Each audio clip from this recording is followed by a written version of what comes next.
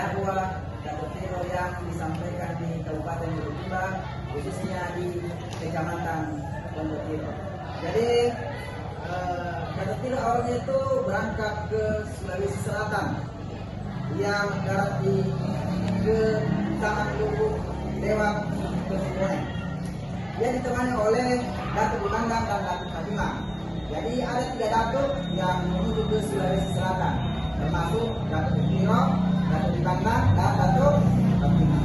Mereka bertiga kemudian mulai berdakwah dan mengislamkan kerajaan Asli pada tahun 1603. Hal itu dibuktikan lewat Lala Patiwaro dan Pak Bung, penguasa Lubuk saat itu, yang akhirnya memeluk agama Islam. Setelah itu, Datuk Bimandang dan temannya pergi ke Goa dan Taluk. Mereka bertiga juga berhasil mengislamkan Raja Goa dan Raja Taluk. Datuk Tiro kemudian menetap di wilayah Kerajaan Tiro sebagai pusat pergerakan dakwah Islamnya. Di sana, Datuk Tiro mengajarkan tentang syariat, tarekat, hakikat, dan makrifat Islam. Ia mengajarkan hal tersebut dengan pendekatan tasawuf dari mazhab Sunni. Fokus utamanya adalah mendekatkan diri kepada Allah Subhanahu wa Ta'ala.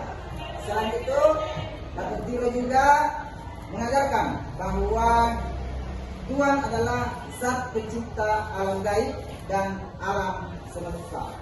Hal itu disebabkan oleh pendekatan antara kebudayaan lokal dan ajaran Islam yang ia anggap memiliki sedikit kemiripan. Keberhasilan Datuk Tiro kemudian menarik raja kelima dari Kerajaan Tiro yang bernama Laundru Daeng Biasa pada tahun 1595 sampai 1625. Raja Laundru Daeng Biasa meminta untuk bertemu dengan Datuk Tiro dan diminta untuk menjelaskan ajaran Islam yang dibawanya. Akhirnya Raja Laundru Daeng Biasa menerima agama Islam dan dijadikan sebagai agama resmi di kerajaannya. Namun sebelum itu tentunya banyak tantangan yang dilalui oleh Datuk Tiro dalam upaya mengislamkan masyarakat, terutama Raja Laundru Daeng Biasa. Ia menghadapi berbagai tantangan berupa kebiasaan, tradisi, minuman keras, menghadapi orang yang bersifat layaknya kaum jahiliyah. Semua kebiasaan itu tentunya termasuk hal yang sangat dilarang dalam agama Islam. Dan Datuk Tiro pun berhasil mengubah kebiasaan tersebut dengan menerima tantangan dari raja untuk membuktikan bahwa Tuhan benar ada. Singkat cerita, pada saat Datuk Tiro menancapkan tongkatnya yang mengeluarkan air dari tancapan tersebut, konon Datuk Tiro berjalan di atas air tersebut dan memercikkan air yang kemudian menyentuh jidat Raja Laundru Daeng Biasa. Namun saat itu air menyentuh jidatnya, Raja Laundru pun menggigil sehingga yang diberi gelar Karaeng Ambudia. Dan disitulah ia diselamatkan oleh Datuk Tiro dengan mengucapkan 2 kalimat syahadat. Itulah perjalanan metode dakwah yang dilakukan oleh Datuk Tiro. Kemudian yang kedua, wilayah yang diislamkan oleh Datuk Tiro. Setelah Datuk Tiro berhasil mengislamkan kerajaan Tiro, Datuk Tiro kemudian diizinkan oleh Raja Laundru Daeng Biasa ke wilayah lain. Datuk Tiro kemudian pergi ke wilayah Kerajaan Bira dan memulai berdakwah Islam di sana. Setelah beberapa waktu, Datuk Tiro berhasil mengislamkan rajanya yang bernama Baka Daeng Burani. Islam kemudian berkembang dan meluas pengaruhnya hingga ke kerajaan pantai dan persekutuan Teluk Limpoi.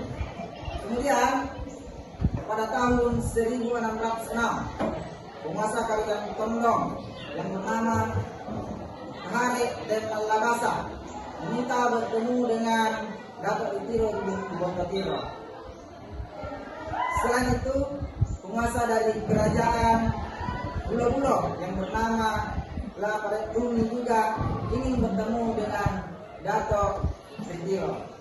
Jadi pada tahun 1607, dua pengusaha dari kerajaan tersebut beralih memeluk agama Islam dari sebelumnya meyakini agama lokal. Ada juga raja kerajaan Dato' Ditiro. Ada juga raja kerajaan Lamati yang belum diketahui namanya. Dia juga memeluk Islam setelah bertemu dengan Dato' Ditiro. Hal itu diikuti dengan masyarakat kerajaan Lamati yang juga memeluk Islam, meninggal dunia setelah sekian lama berdakwah Islam di wilayah Sulawesi Selatan. Dato' Ditiro tetap tinggal di sana hingga akhirnya hayat. Dato' Ditiro berada di Sulawesi Selatan, tepatnya di Bulukumba. Ia meninggal dan dimakamkan di makam di Kampung Hiranila, Kelurahan Ekatiro, Kecamatan Bontotiro. Itulah beberapa wilayah yang diseramkan oleh Dato' Ditiro. Kemudian yang ketiga, bentuk makam Dato' Ditiro. Makam Dato' Ditiro memiliki luas 1690 meter persegi dengan orientasi utara selatan.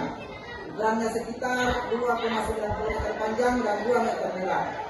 Nisan makam terbuat dari kayu raja dengan ornamen hias tumpul yang indah. Makam aslinya berbentuk batu kali yang belum dipahat, tersusun dalam bentuk seperempat panjang dan dilengkapi dengan cukup pagar di sekitar makam menggunakan anyaman bambu. Itulah makam Dato' Ditiro, bentuk makam Dato' Ditiro. Jadi Dato' Ditiro merupakan simbol perjuangan dan keberanian dalam menghadapi ketindasan serta mencerminkan nilai-nilai kepemimpinan yang kuat dan dedikasi terhadap masyarakat, khususnya masyarakat Kecamatan Bontotiro, Kelurahan Ekatiro. Warisannya terus diingat dan dihargai sebagai bagian dari identitas sejarah Indonesia. Ya, mungkin itu saja yang saya sampaikan terkait dengan perjalanan Dato' Ditiro di Kecamatan Bontotiro, Kelurahan Ekatiro. Demikian saya akhiri. Assalamualaikum warahmatullahi wabarakatuh. Waalaikumsalam.